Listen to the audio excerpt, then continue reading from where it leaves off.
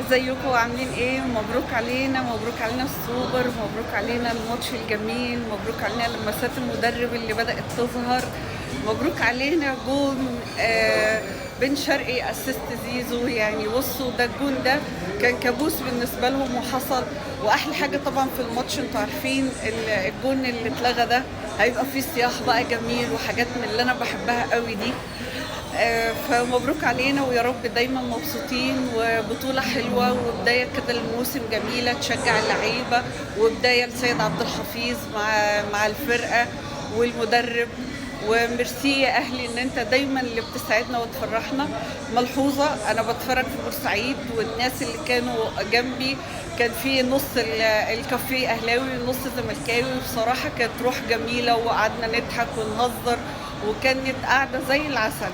اه والله انا ما كنتش متخيله ان الماتش هيبقى باللطف والجمال ده. كل ما يجي جول في الاهلي احنا نسقف وهم يبوظوا، فكانت قاعده لطيفه. وحشتني اجواء مصر والحاجات الحلوه اللي في مصر دي. مبروك علينا.